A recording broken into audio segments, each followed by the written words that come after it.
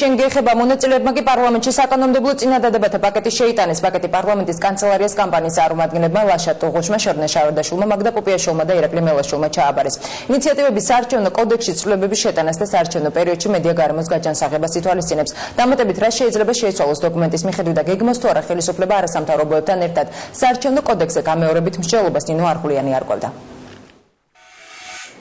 ეს შენგეხებას მონაწილე ორგანიზაციები კამპანიის ფარგლებში მეორე ეტაპს იწყებენ.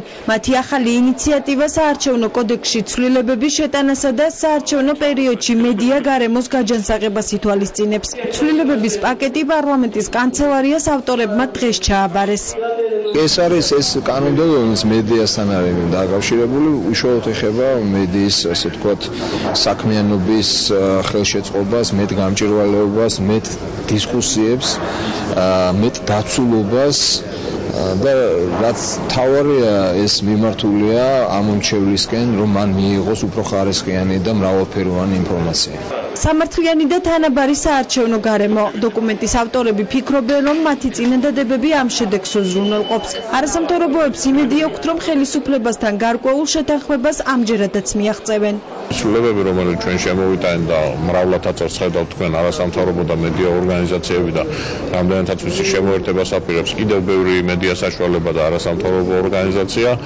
ამ ცვლილებების მიღება თვითონ მმართველი გუნდისთვის არის ჩემი აზრით საჭირო იმისათვის, რომ დაანახონ როგორც ქვეყნის შიგნით, ასევე ქვეყნის გარეთ საერთაშორისო საზოგადოებას, რომ მინიმალურ დონეზე მაინც არის უზრუნველყოფილი თანაბარი საარჩევნო გარემო. წინა საარჩევნო კამპანიის წესებში შეგვაქვს მთელი რიგი რეგულაციები, რომელიც უფრო მეტად ამკაცრებს ადმინისტრაციული რესურსების გამოყენების წესებს და მესამე მნიშვნელოვანი საკითხი შეეხება უკვე მედია რეგულაციებს არჩევნებთან დაკავშირებით.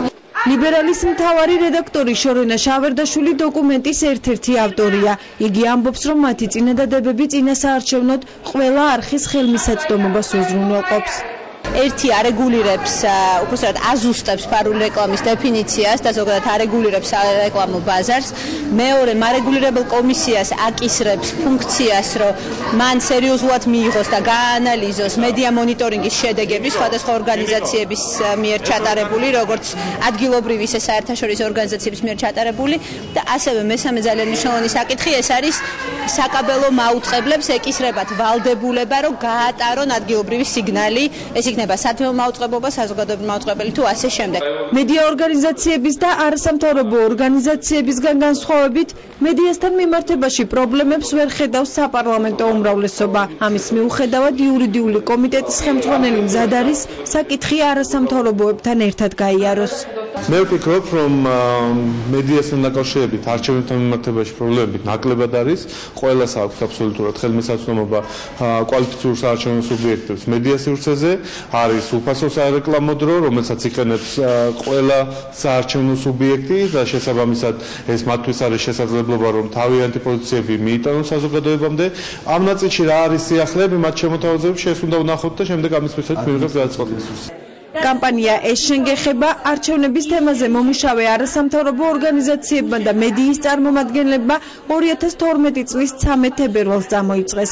ეს შენგეხებას მონაწილეები ამბობენ, რომ მათი მიზანი საარჩევნო კანონმდებლობის დახვეწა და წინასაარჩევნო გარემოს გაუმჯობესებაა.